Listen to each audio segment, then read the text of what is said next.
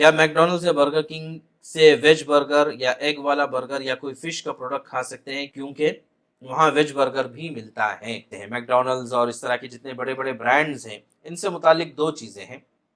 एक चीज़ तो ये है कि वहाँ पर हलाल मिलता है या नहीं। अगर हलाल नहीं मिलता है तो फिर वहाँ पर नहीं खाना चाहिए, चाहे वेज बर्गर ही क्यों ना हो। इसलिए कि अगर वो हलाल नहीं है, पता नहीं उसी बर्तन में, उनके यहाँ पर बर्तन अलग और एरिया अलग है या नहीं है, वेज और नॉन वेज का एरिया अलग है या नहीं। अगर बिल्कुल अलग है, आपको पता है और एतमाद कर सकते हैं, तब तो ठीक है। अलबत्ता दूसरी एक बात आती है कि जितने भी एमएनसीज है, बड़े बड़े फूड के ब्रांड्स हैं, ये अक्सर वो होते हैं जो इजराइल को सपोर्ट करने वाले होते हैं। तो दूसरा मसला आता है कि ये इजरायली प्रोडक्ट्स है या नहीं।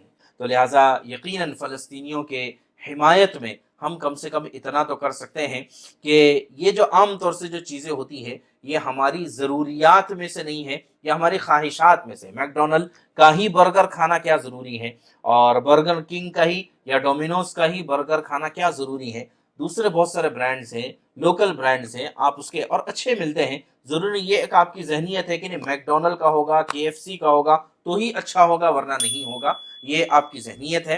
तो बहरहाल आम तौर से ये चीज़ें, चाहे खाने पीने से मुतालिक हो, चाहे इस्तेमाल से मुतालिक हो, ये तमाम चीज़ें इजरायली प्रोडक्ट्स का जितना हो सके हमें बॉयकॉट करना चाहिए। हराम से भी बचना है और इजरायली प्रोडक्ट्स से भी हमें जितना हो सके बचने की कोशिश करना।